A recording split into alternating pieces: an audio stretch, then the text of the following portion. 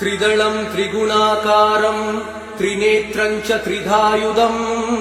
त्रिजन्म पापसंहारम् एकबिल्वं शिवार्पणम् त्रिशाकै बिल्वपत्रैश्च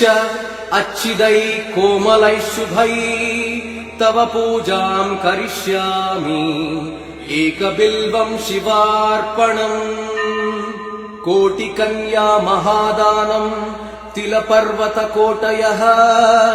काञ्चनं क्षीरदानेन एकबिल्वं शिवार्पणम् काशीक्षेत्रनिवासं च कालभैरवदर्शनम् प्रयागे माधवं दृष्ट्वा एकबिल्वं शिवार्पणम् इन्दुवारे व्रतं स्थित्वा निराहारो महेश्वरः नक्तं हौष्यामि देवेश एकबिल्वं शिवार्पणम् रामलिङ्गप्रतिष्ठा च वैवाहिककृतं तथा तटाकानि च सन्धानम्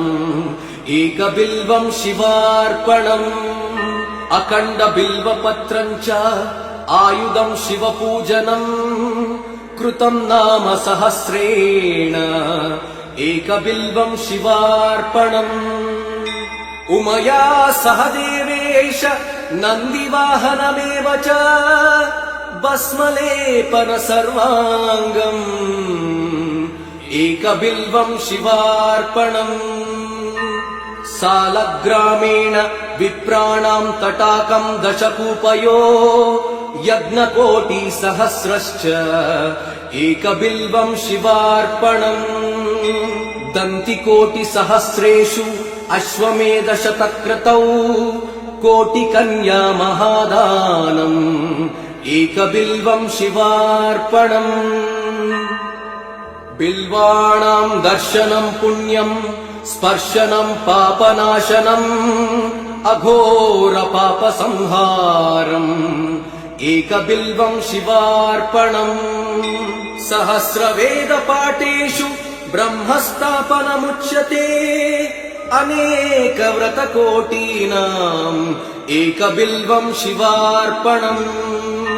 अन्नदानसहस्रेषु सहस्रोपनयनं तथा अनेकजन्म पापानि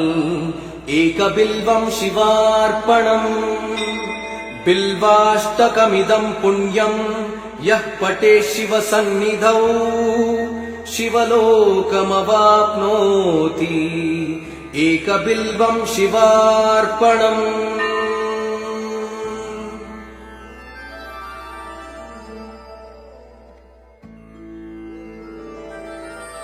त्रिदलं त्रिगुणाकारं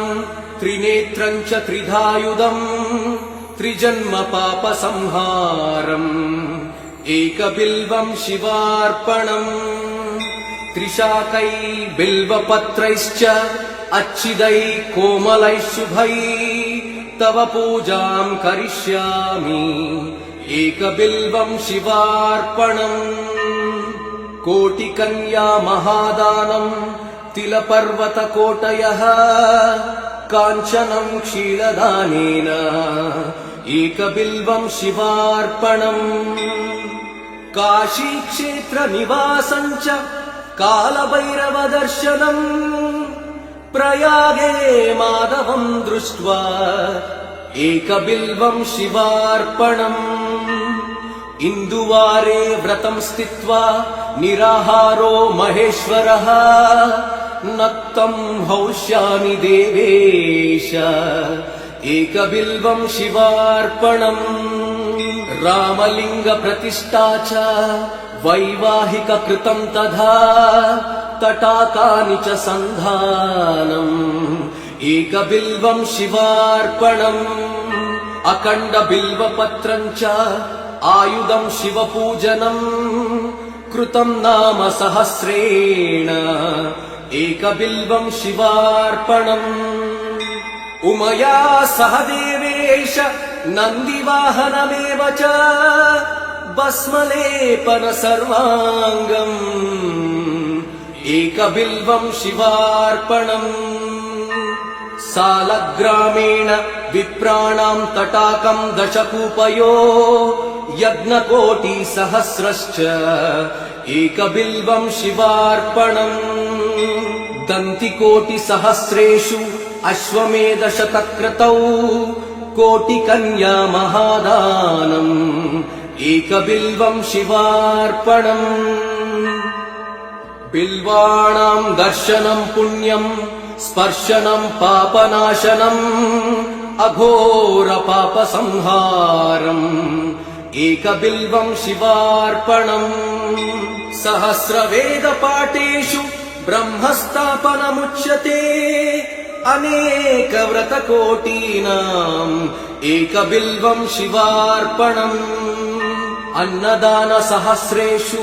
सहस्रोपनयनं तथा अनेकजन्मपापानि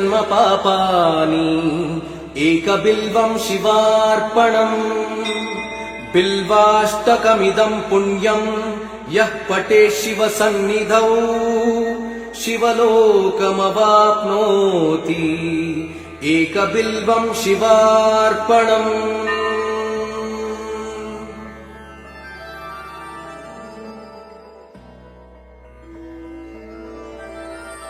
त्रिदलं त्रिगुणाकारं त्रिनेत्रं च त्रिधायुधं त्रिजन्मपापसंहारम् एकबिल्वं शिवार्पणम् त्रिशाकै बिल्वपत्रैश्च अच्छिदै कोमलैः शुभै तव पूजां करिष्यामि एकबिल्वं शिवार्पणम् कोटिकन्या महादानं तिलपर्वतकोटयः काञ्चनं क्षीरदानेन एकबिल्वं शिवार्पणम् काशीक्षेत्रनिवासं च कालभैरवदर्शनम् प्रयागे माधवं दृष्ट्वा एकबिल्वं शिवार्पणम् इन्दुवारे व्रतं स्थित्वा निराहारो महेश्वरः नक्तं हौष्यामि देवेश एकबिल्वं शिवार्पणम् रामलिङ्गप्रतिष्ठा च वैवाहिककृतं तथा तटाकानि च सन्धानम् एकबिल्वं शिवार्पणम् अखण्डबिल्वपत्रं च आयुधं शिवपूजनम् कृतं नाम सहस्रेण एकबिल्वं शिवार्पणम् उमया सह देवेश नन्दिवाहनमेव च भस्मलेपन सर्वाङ्गम् एकबिल्वं शिवार्पणम् सालग्रामेण विप्राणां तटाकं दशकूपयो यज्ञकोटिसहस्रश्च एकबिल्वं शिवार्पणम् दन्तिकोटिसहस्रेषु अश्वमेधशतक्रतौ कोटिकन्या महादानम् एकबिल्वं शिवार्पणम् बिल्वाणां दर्शनं पुण्यं स्पर्शनं पापनाशनम् अघोरपापसंहारम् एकबिल्वं शिवार्पणम् सहस्रवेदपाठेषु ब्रह्मस्थापनमुच्यते अनेकव्रतकोटीनाम् एकबिल्वं शिवार्पणम् अन्नदानसहस्रेषु सहस्रोपनयनं तथा अनेकजन्मपापानि एकबिल्वं शिवार्पणम् बिल्वाष्टकमिदं पुण्यं यः पठेत् शिवसन्निधौ शिवलोकमवाप्नोति एकबिल्वं शिवार्पणम्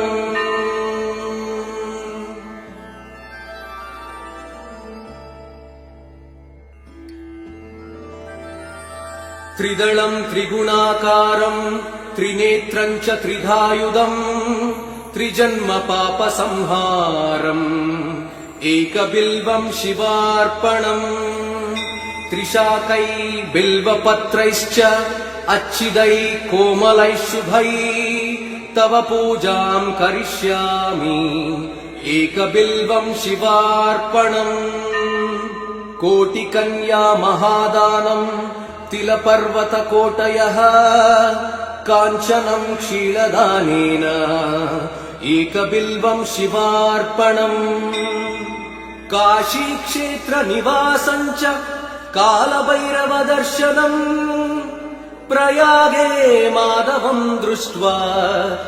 एकबिल्वं शिवार्पणम् इन्दुवारे व्रतं स्थित्वा निराहारो महेश्वरः नक्तं हौष्यामि देवेश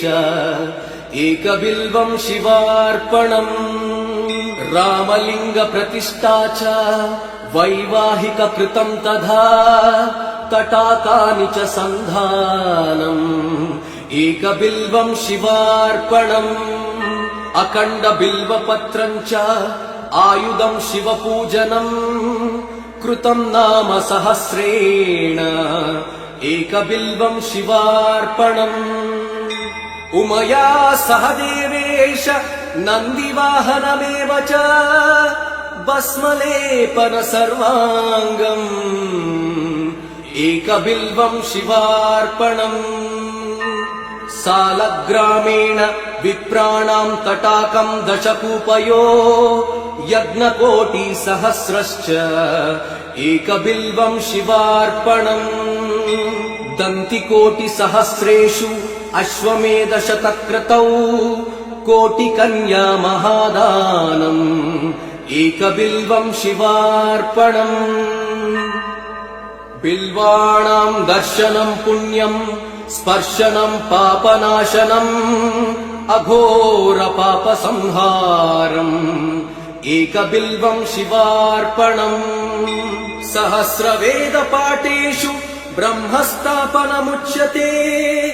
अनेकव्रतकोटीनाम् एकबिल्वं शिवार्पणम् अन्नदानसहस्रेषु सहस्रोपनयनं तथा अनेकजन्मपापानि एकबिल्वं शिवार्पणम् बिल्वाष्टकमिदं पुण्यं यः पठेत् शिवसन्निधौ शिवलोकमवाप्नोति एकबिल्वं शिवार्पणम्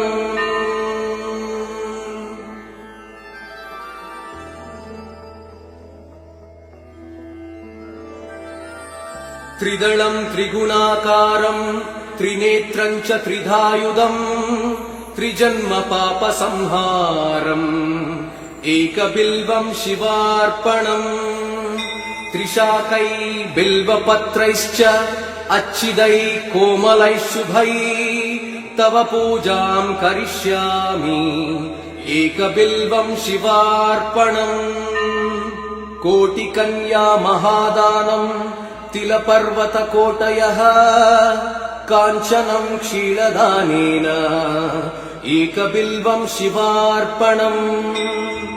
काशीक्षेत्रनिवासं च कालभैरवदर्शनम् प्रयागे माधवं दृष्ट्वा एकबिल्वं शिवार्पणम् इन्दुवारे व्रतं स्थित्वा निराहारो महेश्वरः नक्तं हौष्यामि देवेश एकबिल्वं शिवार्पणम् रामलिङ्गप्रतिष्ठा च वैवाहिककृतं तथा तटाकानि च सन्धानम् एकबिल्वं शिवार्पणम् अखण्डबिल्वपत्रं च आयुधं शिवपूजनम् कृतं नाम सहस्रेण एकबिल्वं शिवार्पणम् उमया सह देवेश नन्दिवाहनमेव च भस्मलेपन सर्वाङ्गम् एकबिल्वं शिवार्पणम् सालग्रामेण विप्राणां तटाकं दशकूपयो यज्ञकोटिसहस्रश्च एकबिल्वं शिवार्पणम् दन्तिकोटिसहस्रेषु अश्वमेधशतक्रतौ कोटिकन्या महादानम् एकबिल्वम् शिवार्पणम् बिल्वाणाम् दर्शनम् पुण्यम् स्पर्शनम् पापनाशनम् अघोरपापसंहारम् एकबिल्वम् शिवार्पणम् सहस्रवेदपाठेषु ब्रह्मस्थापनमुच्यते अनेकव्रतकोटीनाम् एकबिल्वम् शिवार्पणम् अन्नदानसहस्रेषु सहस्रोपनयनम् तथा अनेकजन्मपापानि एकबिल्वम् शिवार्पणम् बिल्वाष्टकमिदम् पुण्यम् यः पठेत् शिवसन्निधौ शिवलोकमवाप्नोति एकबिल्वम् शिवार्पणम्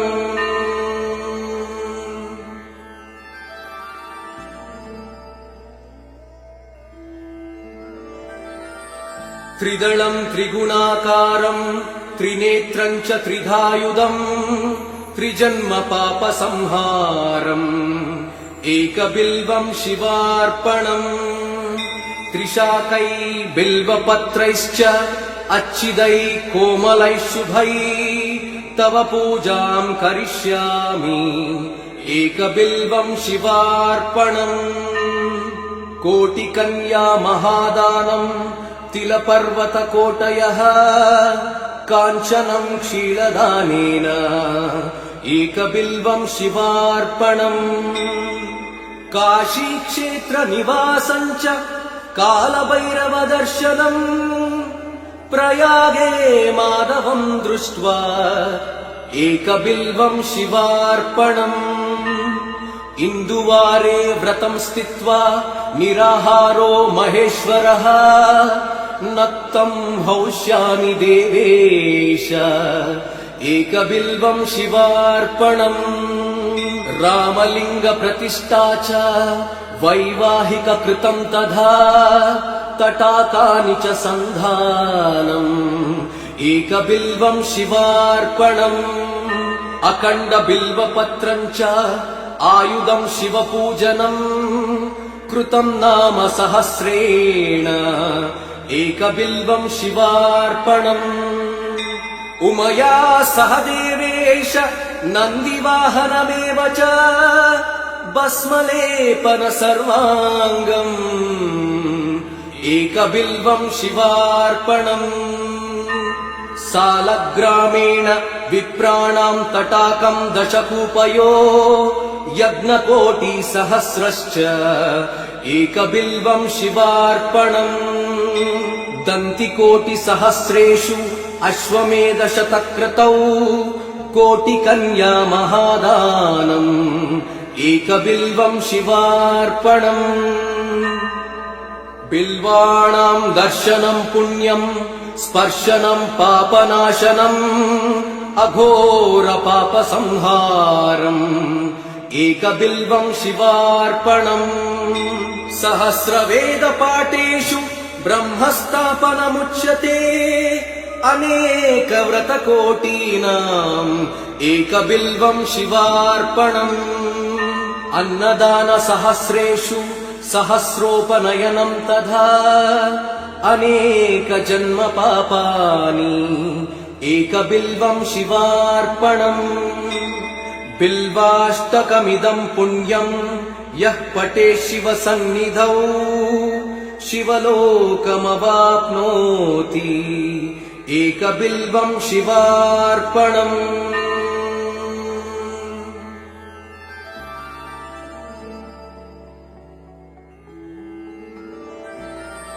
त्रिदलम् त्रिगुणाकारम् त्रिनेत्रम् च त्रिधायुधम् त्रिजन्मपापसंहारम् एकबिल्वम् शिवार्पणम् त्रिशाकै बिल्वपत्रैश्च अच्छिदै कोमलैः शुभै तव पूजाम् करिष्यामि एकबिल्वम् शिवार्पणम् कोटिकन्या महादानम् तिलपर्वतकोटयः काञ्चनम् क्षीरदानेन एकबिल्वं शिवार्पणम् काशीक्षेत्रनिवासं च कालभैरवदर्शनम् प्रयागे माधवं दृष्ट्वा एकबिल्वं शिवार्पणम् इन्दुवारे व्रतं स्थित्वा निराहारो महेश्वरः नक्तं हौष्यामि देवेश एकबिल्वं शिवार्पणम् रामलिङ्गप्रतिष्ठा च वैवाहिककृतं तथा तटाकानि च सन्धानम् एकबिल्वं शिवार्पणम् अखण्डबिल्वपत्रं च आयुधं शिवपूजनम् कृतं नाम सहस्रेण एकबिल्वं शिवार्पणम् उमया सह देवेश नन्दिवाहनमेव च भस्मलेपन सर्वाङ्गम् एकबिल्वं शिवार्पणम् सालग्रामेण विप्राणां तटाकं दशकूपयो यज्ञकोटिसहस्रश्च एकबिल्वं शिवार्पणम् दन्तिकोटिसहस्रेषु अश्वमेधशतक्रतौ कोटिकन्या महादानम् एकबिल्वं शिवार्पणम् बिल्वाणां दर्शनं पुण्यं स्पर्शनं पापनाशनम् अघोरपापसंहारम् एकबिल्वं शिवार्पणम् सहस्रवेदपाठेषु ब्रह्मस्थापनमुच्यते अनेकव्रतकोटीनाम् एकबिल्वं शिवार्पणम् अन्नदानसहस्रेषु सहस्रोपनयनं तथा अनेकजन्मपापानि एकबिल्वं शिवार्पणम् बिल्वाष्टकमिदं पुण्यं यः पठे शिवसन्निधौ शिवलोकमवाप्नोति एकबिल्वं शिवार्पणम्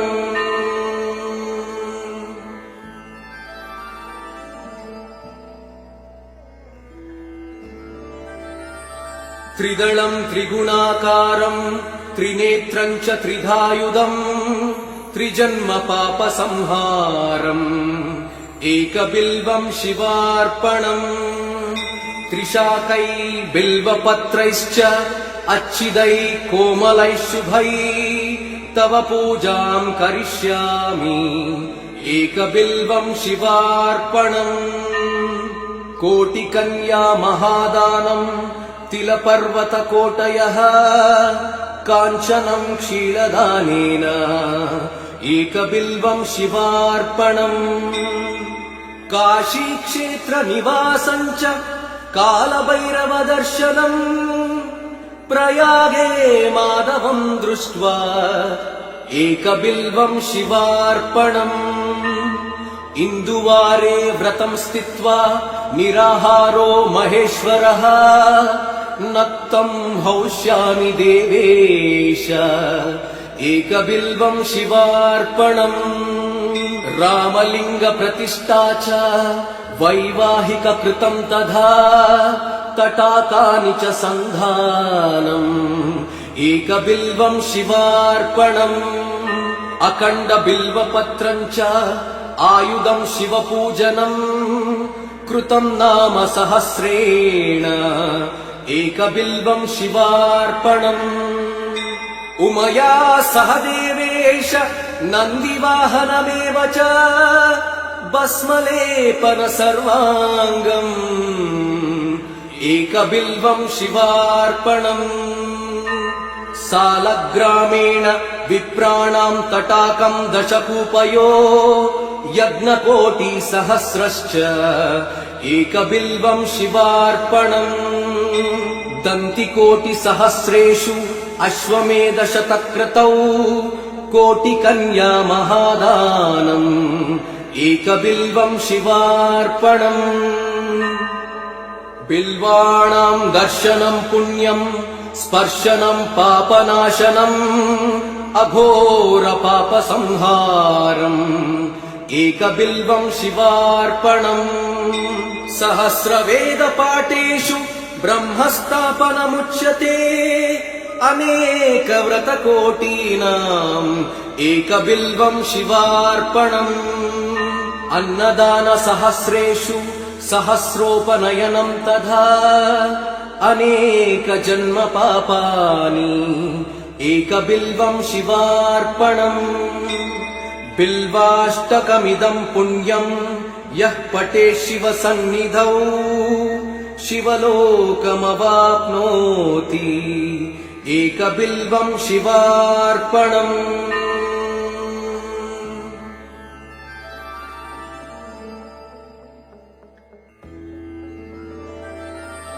त्रिदलं त्रिगुणाकारं त्रिनेत्रं च त्रिधायुधम् त्रिजन्मपापसंहारम् एकबिल्वं शिवार्पणम् त्रिशाकै बिल्वपत्रैश्च अच्छिदैः कोमलैः शुभैः तव पूजां करिष्यामि एकबिल्वं शिवार्पणम् कोटिकन्या महादानम् तिलपर्वतकोटयः काञ्चनं क्षीरदानेन एकबिल्वं शिवार्पणम् काशीक्षेत्रनिवासं च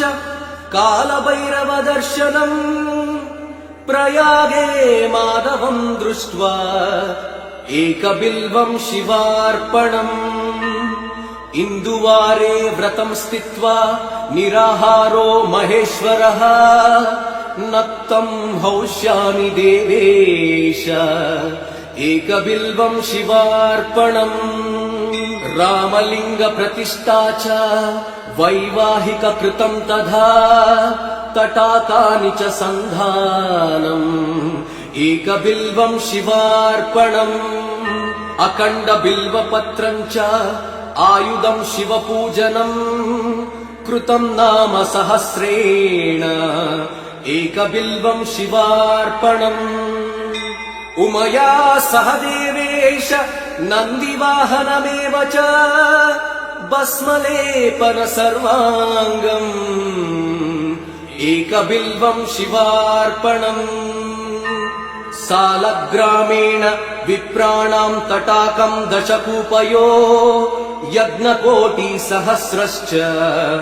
एकबिल्वं शिवार्पणम् दन्तिकोटिसहस्रेषु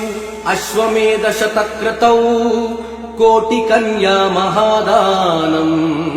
एकबिल्वं शिवार्पणम्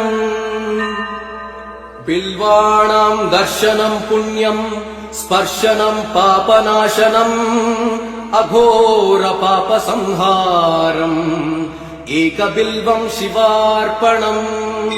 सहस्रवेदपाठेषु ब्रह्मस्थापनमुच्यते अनेकव्रतकोटीनाम् एकबिल्वं शिवार्पणम् अन्नदानसहस्रेषु सहस्रोपनयनम् तथा अनेकजन्मपापानि एकबिल्वं शिवार्पणम् बिल्वाष्टकमिदं पुण्यम् यः पठेत् शिवसन्निधौ शिवलोकमवाप्नोति एकबिल्वं शिवार्पणम्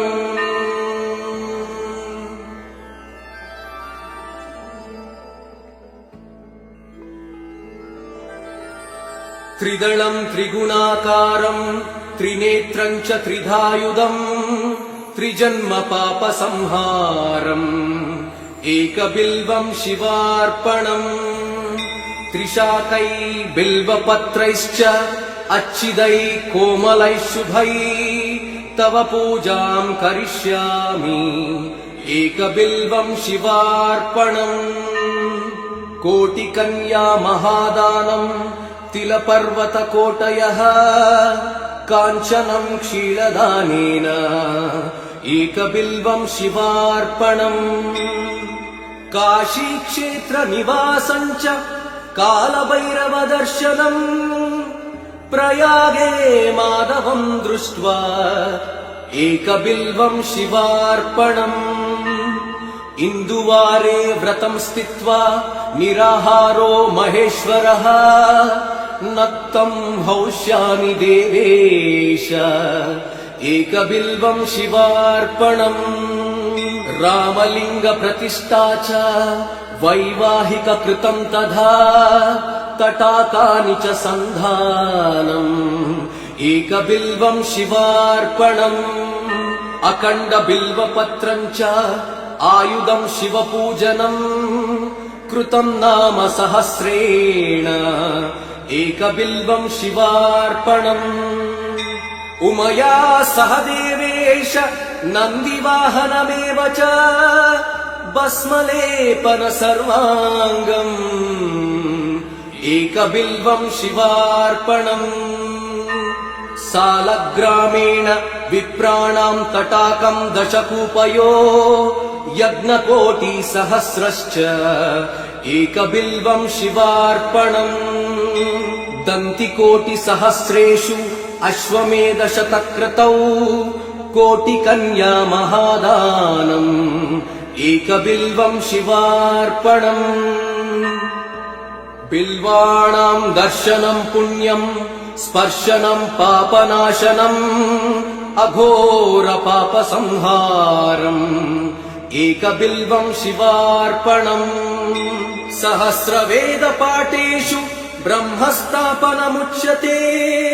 अनेकव्रतकोटीनाम् एकबिल्वं शिवार्पणम् अन्नदानसहस्रेषु सहस्रोपनयनं तथा अनेकजन्म पापानि एकबिल्वं शिवार्पणम् बिल्वाष्टकमिदं पुण्यं यः पठेत् शिवसन्निधौ शिवलोकमवाप्नोति एकबिल्वं शिवार्पणम्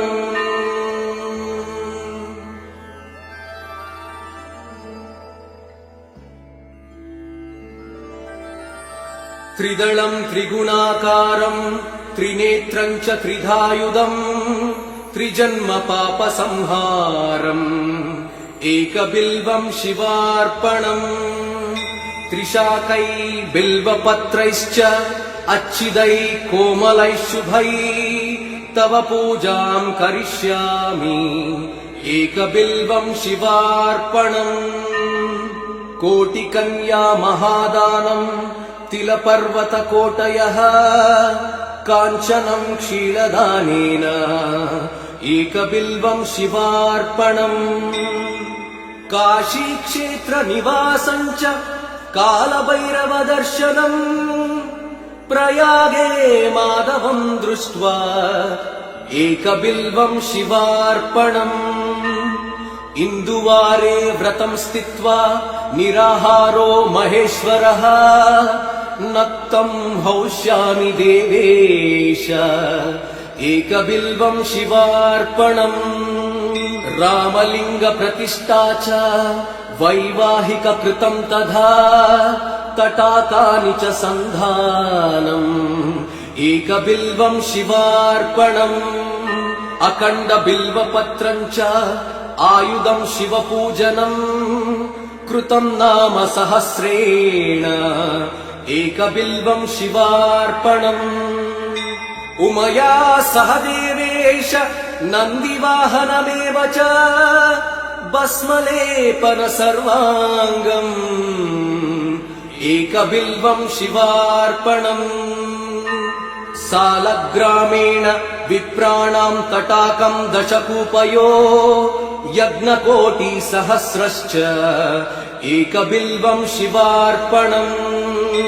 दन्तिकोटिसहस्रेषु अश्वमेधशतक्रतौ कोटिकन्या महादानम् एकबिल्वं शिवार्पणम् बिल्वाणां दर्शनं पुण्यं स्पर्शनं पापनाशनम् अघोर पापसंहारम्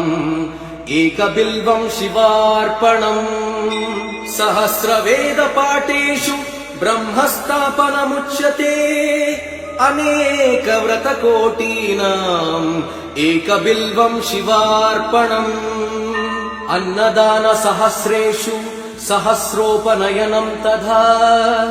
अनेक जन्म पापानि एकबिल्वं शिवार्पणम् बिल्वाष्टकमिदं पुण्यं यः पठे शिव सन्निधौ शिवलोकमवाप्नोति एकबिल्वं शिवार्पणम्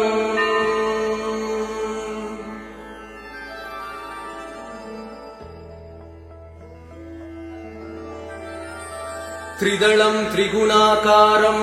त्रिनेत्रं च त्रिधायुधम्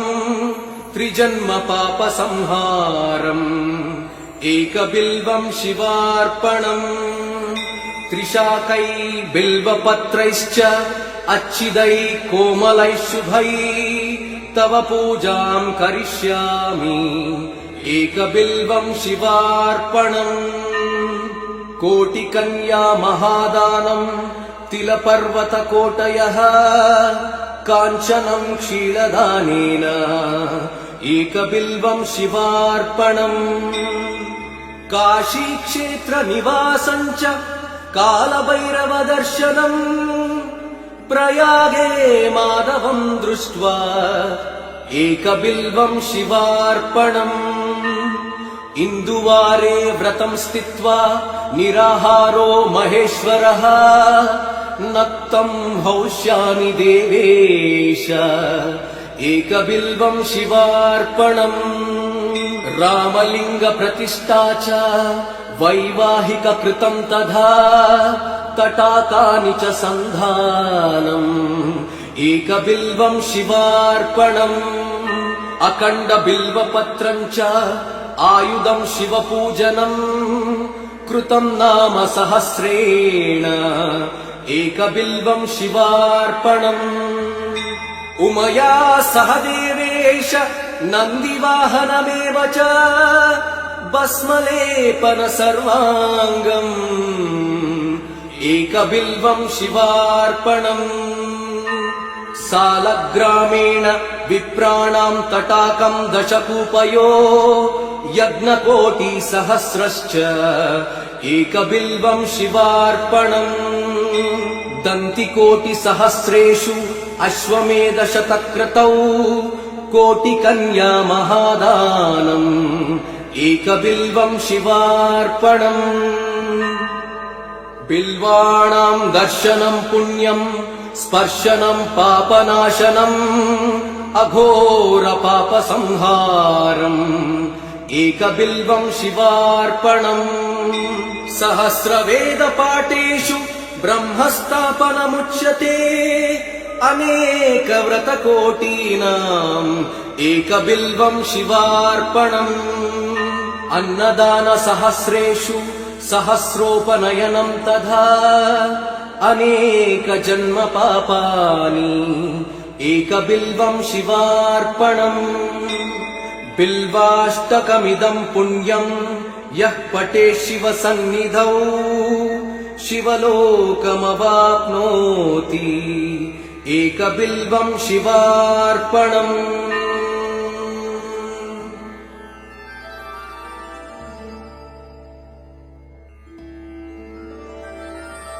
त्रिदलं त्रिगुणाकारं त्रिनेत्रं च त्रिधायुधम् त्रिजन्म पापसंहारम् एकबिल्वं शिवार्पणम् त्रिशाकै बिल्वपत्रैश्च अच्छिदैः कोमलैः शुभैः तव पूजां करिष्यामि एकबिल्वं शिवार्पणम् कोटिकन्या महादानम् तिलपर्वतकोटयः काञ्चनं क्षीरदानेन एकबिल्वं शिवार्पणम् काशीक्षेत्रनिवासं च कालभैरवदर्शनम् प्रयागे माधवं दृष्ट्वा एकबिल्वं शिवार्पणम् इन्दुवारे व्रतं स्थित्वा निराहारो महेश्वरः नक्तं हौष्यामि देवेश एकबिल्वं शिवार्पणम्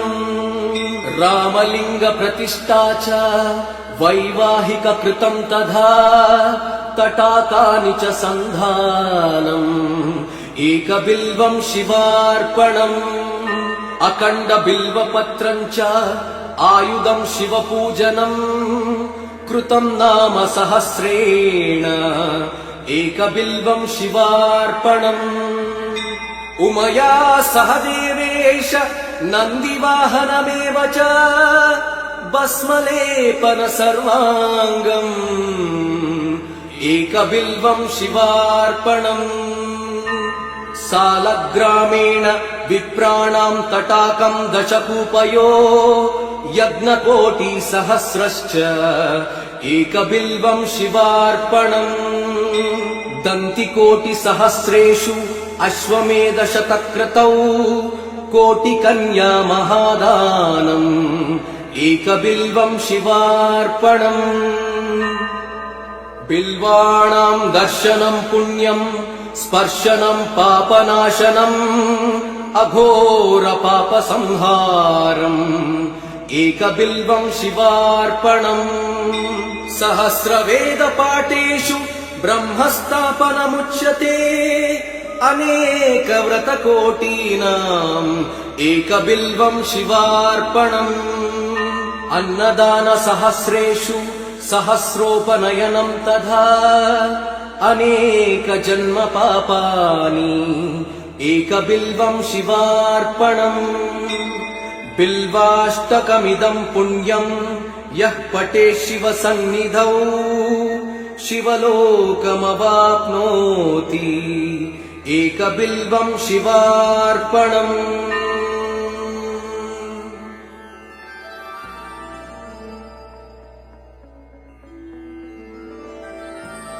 త్రిదళం త్రిగుణాకారం త్రినేత్రం చ త్రిధాయుధం త్రిజన్మ పాప సంహారం ఏక బిల్వం శివార్పణం త్రిశాకై బిల్వపత్రైశ్చ అచ్చిదై కోమలై శుభై తవ పూజాం కరిష్యామి ఏక బిల్వం శివార్పణం కోటి కన్యా మహాదానం తిల పర్వత కోటయః కాంచనం క్షీరదానేన ఏక బిల్వం శివార్పణం కాశీ క్షేత్ర నివాసం చ కాలభైరవ దర్శనం ప్రయాగే మాధవం దృష్ట్వా ఏక బిల్వం శివార్పణం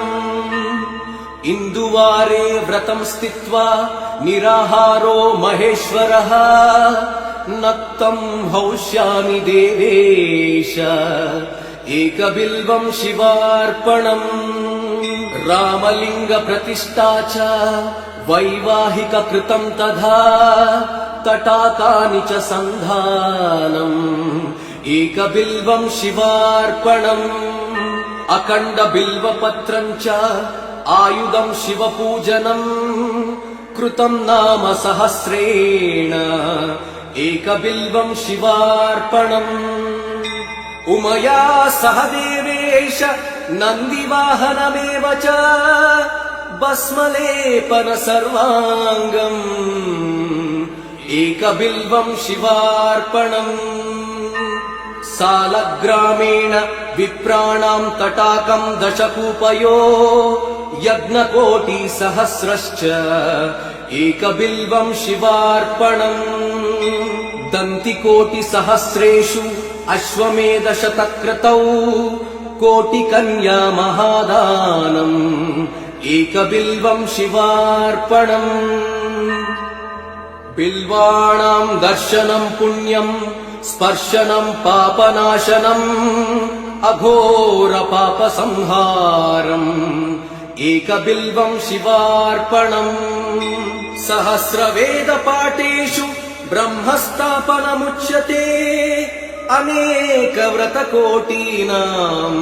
ఏక బిల్వం శివార్పణం అన్నదాన సహస్రేషు సహస్రోపనయనం తథా అనేక జన్మ పాపాని ఏక బిల్వం శివార్పణం బిల్వాష్టకమిదం పుణ్యం यः पठे शिव सन्निधौ शिवलोकमवाप्नोति एकबिल्वं शिवार्पणम्।